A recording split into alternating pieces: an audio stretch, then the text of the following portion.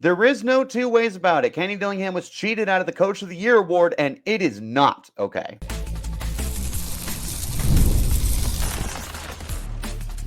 You are Locked On Sun Devils, your daily podcast on the Arizona State Sun Devils. Part of the Locked On Podcast Network, your team every day. Welcome back to the Locked On Sun Devils podcast, part of the Locked On Podcast Network, your team every day. My name is Richie Bradshaw, and I will be your guide for everything Arizona State Sun Devils. Shout out my everydayers who are here every day, and thanks to all of you for making us your first listen of the day. Today is going to be a two-day podcast. Or a two-day podcast? A two-podcast day? That sounds right. We are starting the day with this.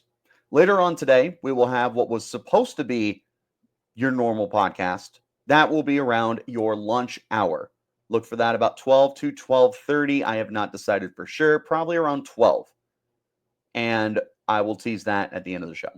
But right now, we have a debacle, a problem, whatever you want to call it. Kenny Dillingham did not win the Home Depot Coach of the Year award. And that's a problem. Like this is a problem. This should not have happened. I understand Curt Cignetti of Indiana winning the award, or at least I understand the logic of how you got there. We'll start with that. Indiana, not a football program. They have a losing record all time with 126 seasons under their belt. Call it what it is. That's not a football school. That's anything but. Cignetti comes in after massive success at James Madison, turns them around into an 11-1 football team, and they go to the college football playoff in his first year there. Pretty darn good. They're ranked as high as the number 5 team in the country at one point in time. Pretty darn good. He did not deserve more than Kenny Dillingham.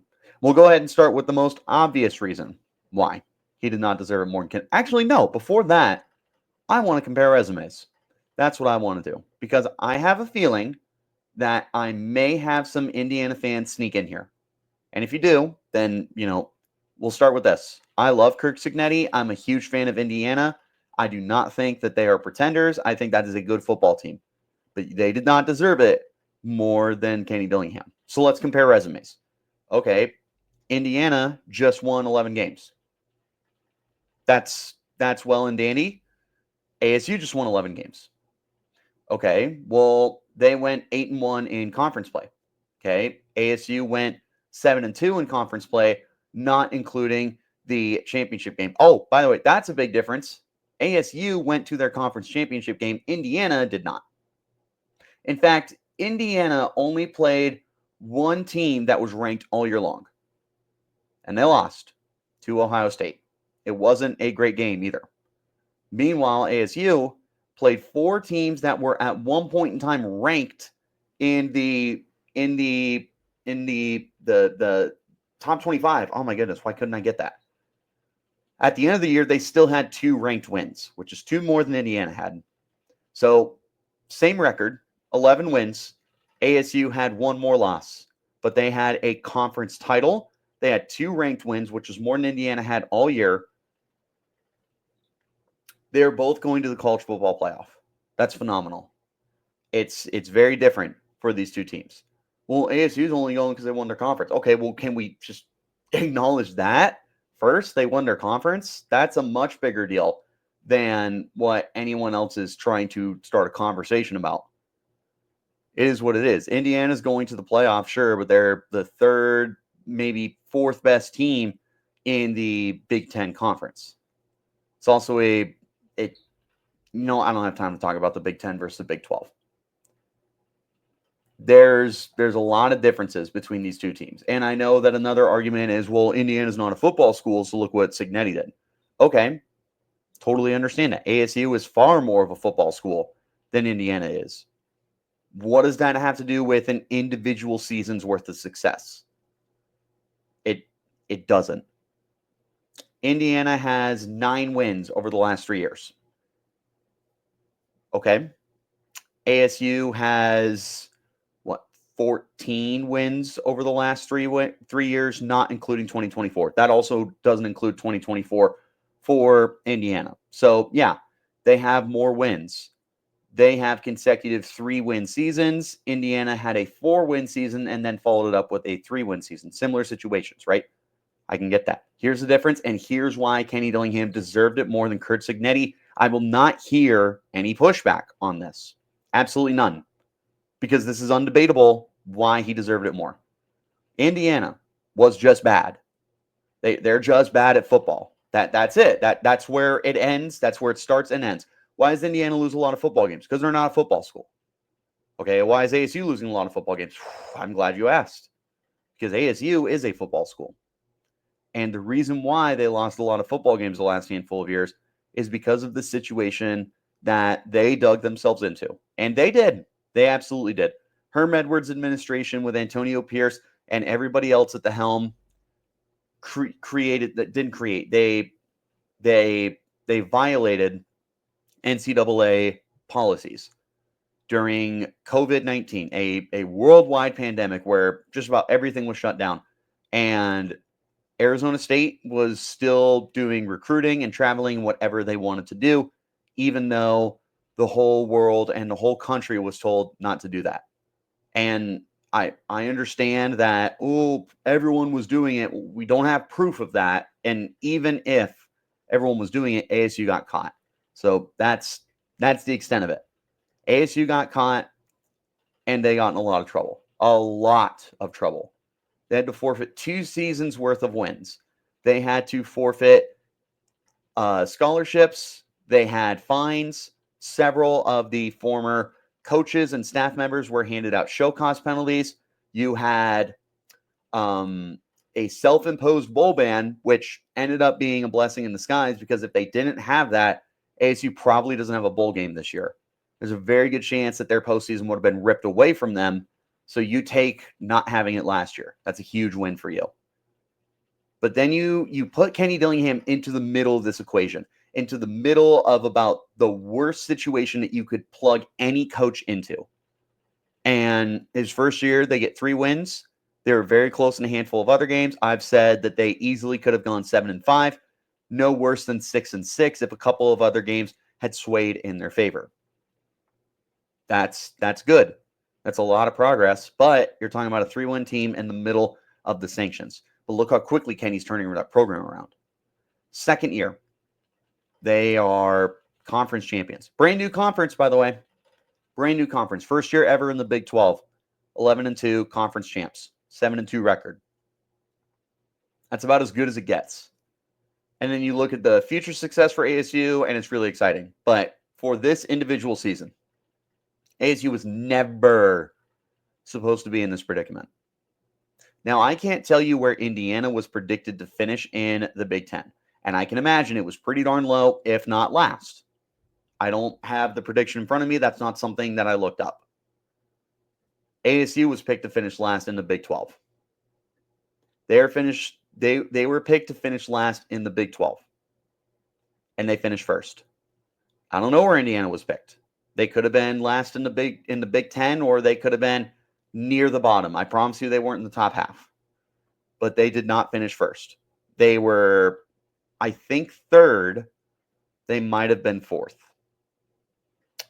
No, I don't know, because Ohio State had 2 conference losses.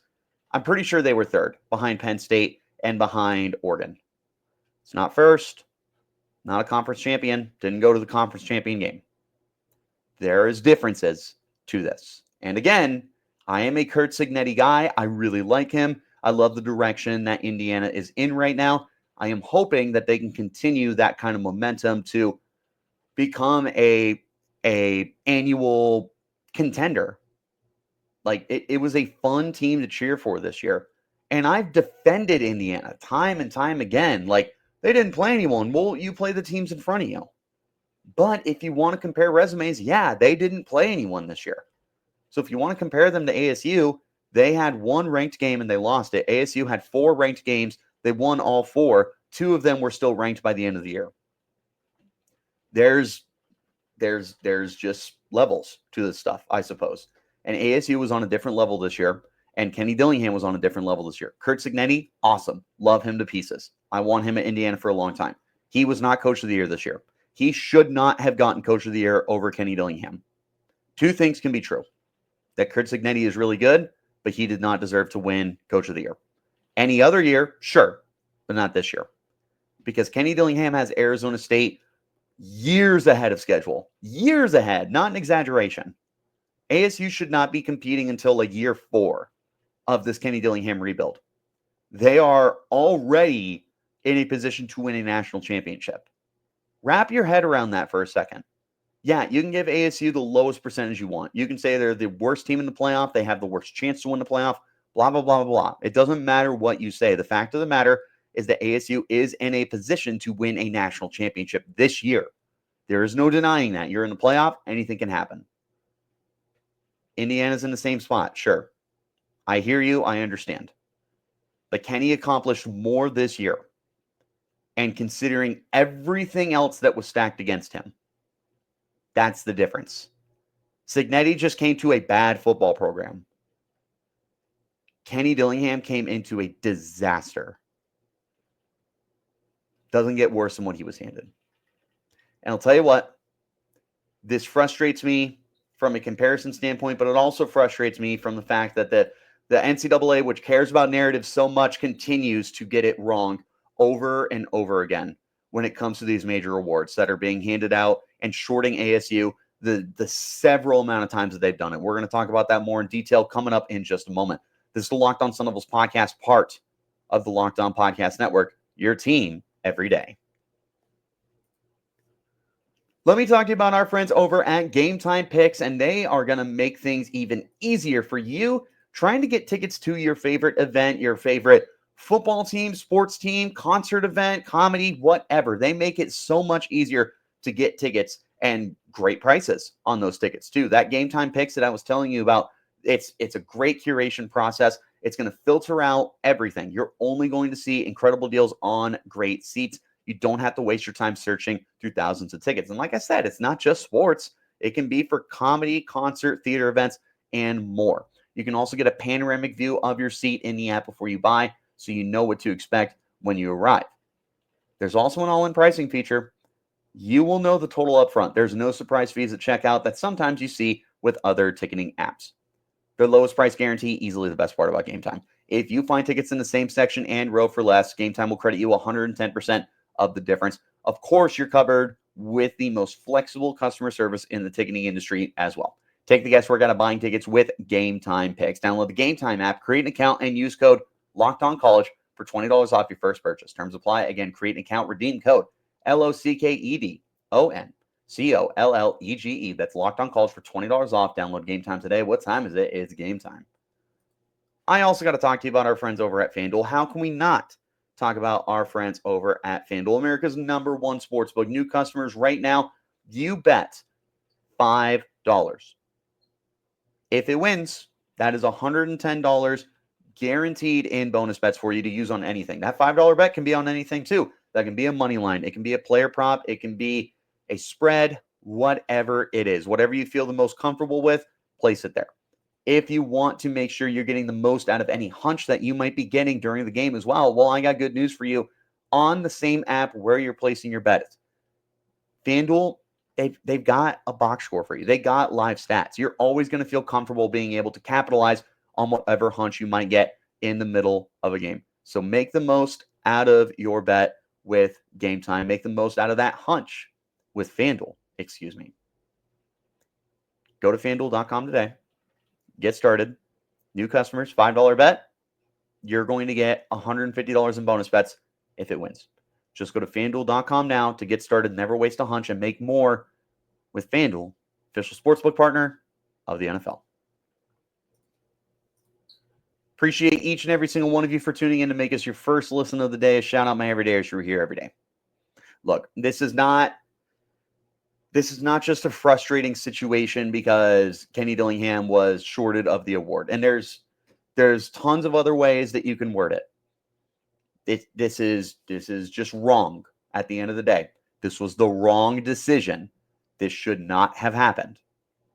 Kenny Dillingham should have won the award. He should have won it handedly, but it didn't happen. And it's a shame. And the biggest shame of it all is that we are watching a college football world, and we have been for a long time, that focuses on narratives.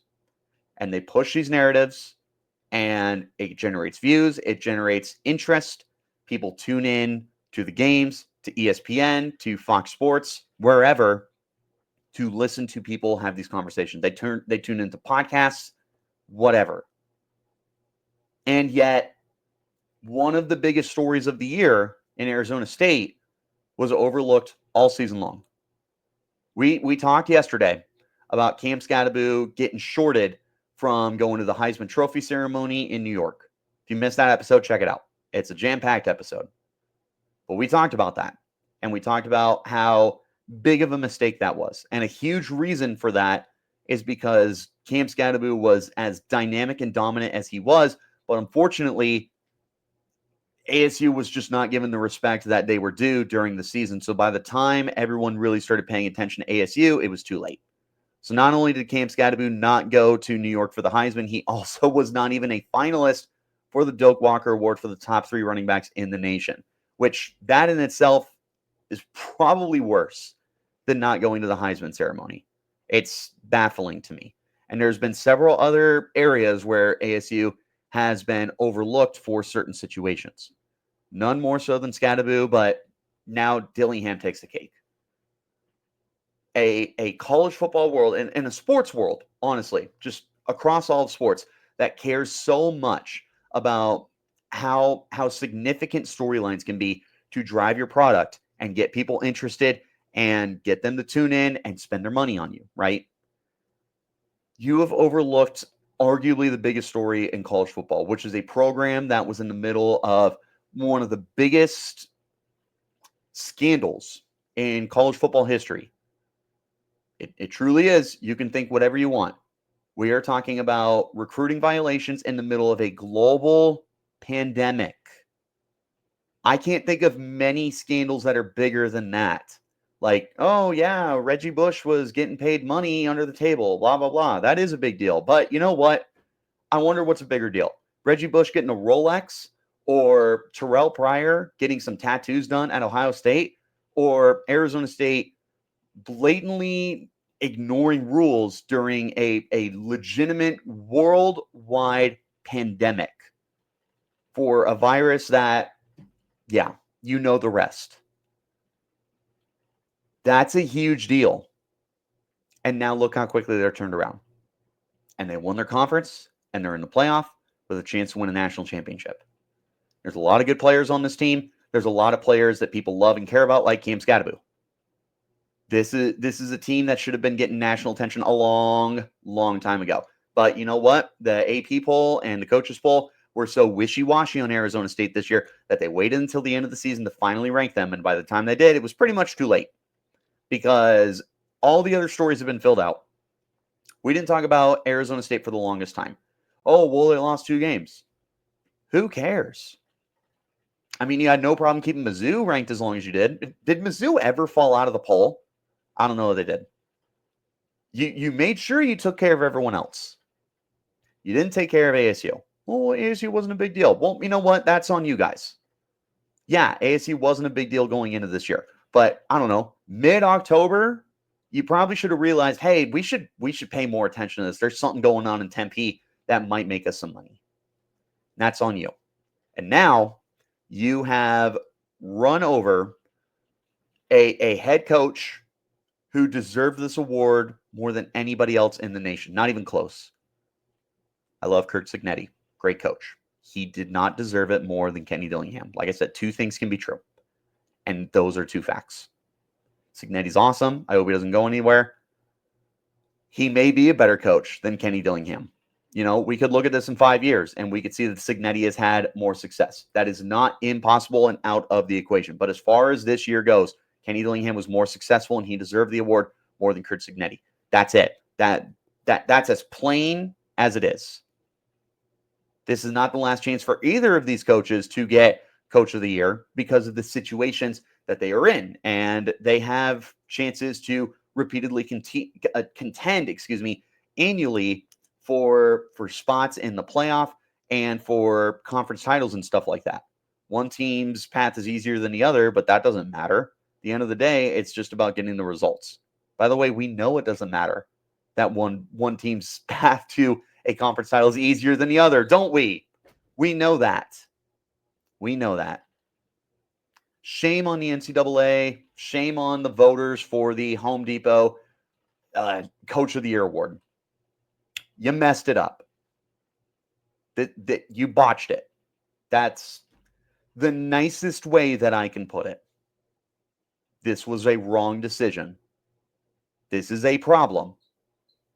This is not an upset ASU fan. I am an upset ASU fan, but I am telling you from a non-biased perspective, you botched this. You stuck with the guy that you committed to their story longer than you did ASU. And that is a mistake on your part. It's as simple as that. What do you guys think? Am I spot on? Am I being dramatic? Let me know in the comments why you think Kenny Dillingham was screwed out of the Coach of the Year award. Let me know in the comments why you think I have no case here. I do have a case, by the way. Just let me know what you think. You can hit me up on Twitter as well at Richie Bradshaw 36. The podcast is there at LO_Sun Devils. Wherever you're getting your shows, like, subscribe, turn on notifications, and you'll get an update whenever we post new content. I appreciate each and every single one of you for tuning in to make us your first listen of the day. A shout out, my everydayers who are here every day. Appreciate you guys. You're the best. Like I said, this is a 2-podcast day. Later on, around your lunch hour, we will be dropping what was supposed to be today's podcast as we take a look at Sun Devils who could be contending for major awards next year, including Sam Levitt maybe playing well enough to win a Heisman Trophy. Well, if you think I'm crazy, tune into that podcast and hear my reasoning. I'll see you guys there. Till next time, you keep it locked right here on Locked On Sun Devils.